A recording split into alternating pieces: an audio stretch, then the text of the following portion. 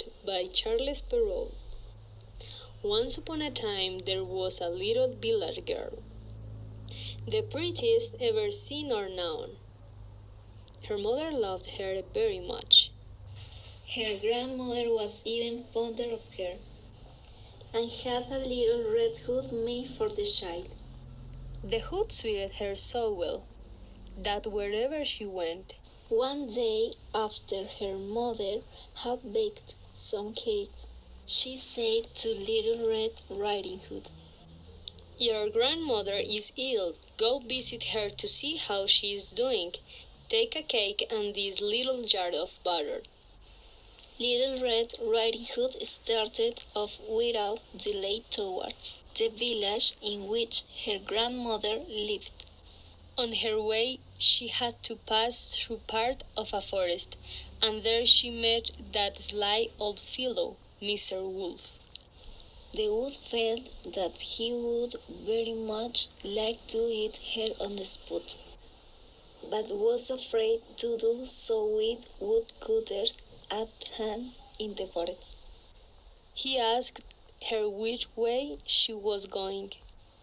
The poor child, not knowing how dangerous is it to stop and listen to a wolf, answered, "I'm going to see my grandmother. I'm bringing a cake and a little jar of butter, which my mother sent her." "Does she live far from here?" asked the wolf.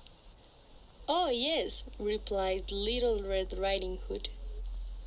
"On the farther side of the mill that you see down there. Hers is the first house in the village." "Well, I was thinking of going to visit her myself," rejoined the wolf. "So I will take this path, and you take the other, and we will see which of us gets there first." The wolf then began running off as fast as he could along the shorter way, which he had chosen. The little girl went by the longer way, and amused herself by stopping to gather nuts, running after butterflies, and gathering all the flowers she could find. It didn't take to the wolf long to reach the grandmother's house. He knocked. "Who is there?" "Is your grandmother, Little Red Riding Hood?" answered the wolf, imitating the child's voice.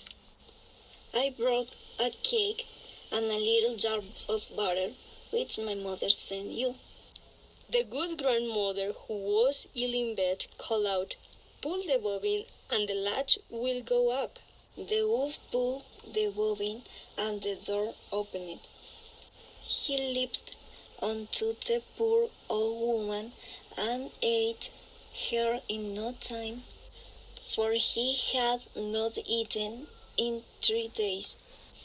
He then shut the door again and laid himself down into the grandmother's bed to wait for Little Red Riding Hood. Presently she came and knocked at the door. "Who is there?"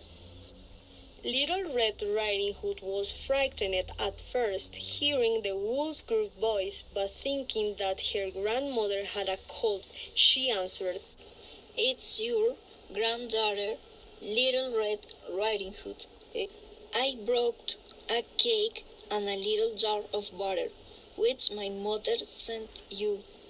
The wolf called out, this time with a softer voice, "Pull the bobbin and the latch will go up." Little Red Riding Hood pulled the bobbin and the door opened.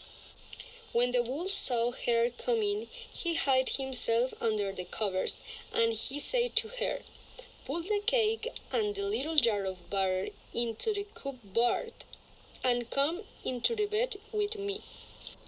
Little Red Riding Hood went to the bedside. She was very much surprised to see how different her grandmother looked, compared to when she was up and dressed. "Grandmother," she exclaimed, What long arms you have!